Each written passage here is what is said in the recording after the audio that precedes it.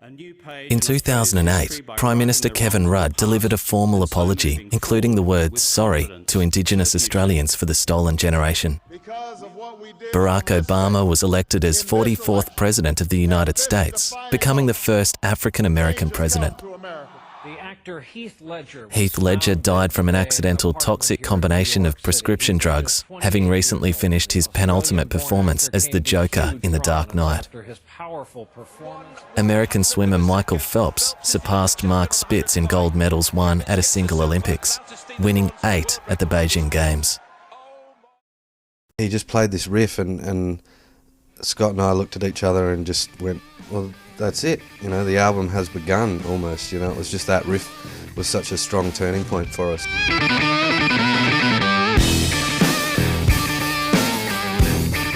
The Living End recorded a final bunch of songs live in their rehearsal room shortly before departing for the US to record album number 5. One track, called White Noise, was pulled out for last-minute consideration. Whilst the band recorded in New Jersey with John Agnello, the new and motivated team at Due Process worked closely with management, setting up the release for How Do We Know, the planned first single. But when Brendan O'Brien finished mixing the first track, it set off a flurry of back and forth discussions between the band, the label, and management on the first single choice.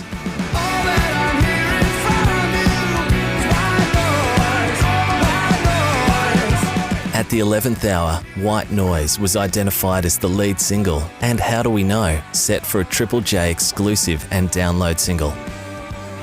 When White Noise, the single, was released, it peaked at number 12 on the ARIA chart and achieved platinum status.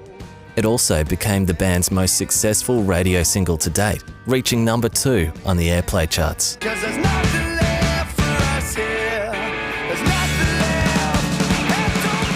White Noise, the album, was released 2 weeks later, debuting at number 2 on the ARIA charts.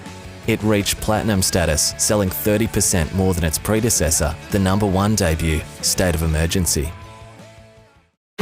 Victoria ablaze. The beginning of 2009 saw the Living End's home state suffer through Black Saturday, Australia's worst bushfires in recorded history.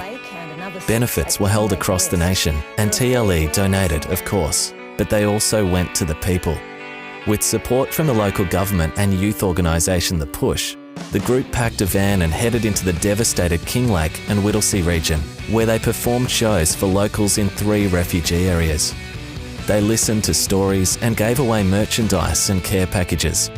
This event is one that will firmly remain in the band's memory for years to come.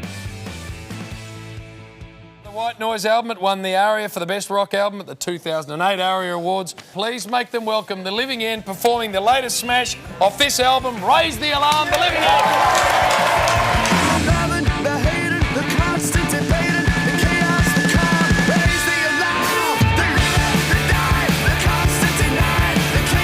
Later that year, White Noise won the prestigious APRA Song of the Year, capping off the success of the album perfectly, and perhaps proving to Chris that all the hard work upon returning to The Living End had been worthwhile.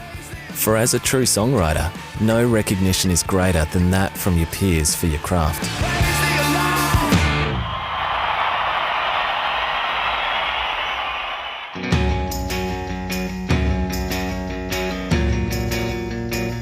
They've demoed over 250 songs and written countless more. They've released around 130 songs across 6 albums in a career that began 18 years ago with a cover band called the Runaway Boys, playing in Scott's garage.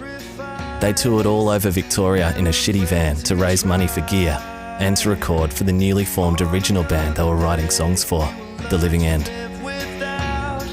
They've played some of the smallest dives and biggest arenas in the world to audiences ranging from 10 people to 30,000. But regardless of their circumstances, every single show has been delivered with the biggest amount of gusto they could muster, earning them the title of one of Australia's hardest working live bands. Meanwhile, the Retrospective tour is about you guys, the fans, and especially for the people who have supported the band relentlessly. The Living End loves you and thanks you for giving them the opportunity to write, record and perform music for you all.